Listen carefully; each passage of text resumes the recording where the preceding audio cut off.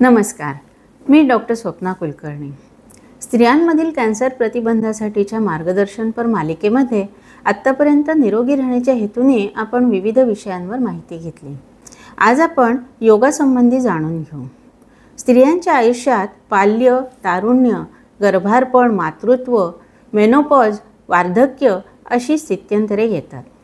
या प्रत्येक टप्प्यात निरोगी राहणं हे अत्यंत गरजेचं असतं, कारण याचा प्रभाव पुढील टप्प्यावर पडतो। उदाहरणार्थ, बाल्यावस्थेत जर कुपोषण झालं तर पुढे मासिक पाळीच्या तक्रारी, गर्भारपणामध्ये त्रास उद्भवू शकतात। यासाठी योगासनं, प्राणायाम यांचा खूप फायदा होतो। स्त्री जीवनामध्ये मासिक पाळी नियमित होऊन अपत्य संभव व अपत्य जन्म या महत्त्वाच्या घडामोडी आहेत। योगासनाने मासिक पाळीची नियमितता येते, वेदना दूर होतात व मनाची जी चिडचिड असते तीही कमी होण्यास मदत होते।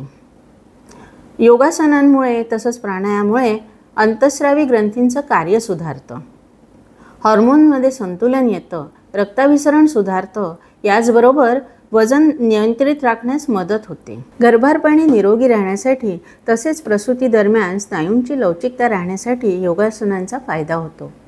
प्राणायामाने श्वासोश्वासाची गती सुधारते, मनाची स्थिरता येते, मनोबल उंचावते, शारीरिक व मानसिक बल मिळाल्याने झोपही सुधारते।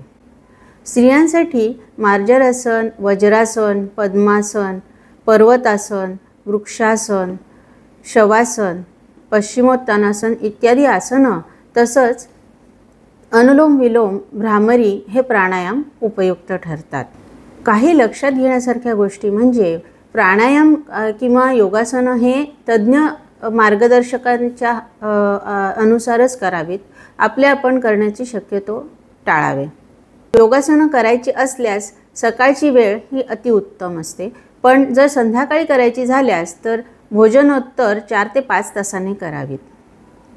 योगासनाची अंतिम अवस्था मिळवण्यासाठी अट्टाहास करू नये, जसं जमेल जसं लवचिकता वाढेल त्याप्रमाणेच ती आसनं करावीत। आजची स्त्री ही धावपळीचं वेगवान आयुष्य जगत आहे। यामध्ये शारीरिक कष्टांबरोबरच तिला मानसिक ताणतणावांनाही सामोरं जावं लागतं। यामध्ये बऱ्याचदा तिचं स्वतःच्या आरोग्याकडे दुर्लक्ष होतं।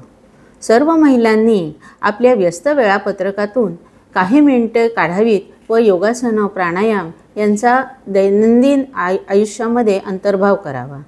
धन्यवाद।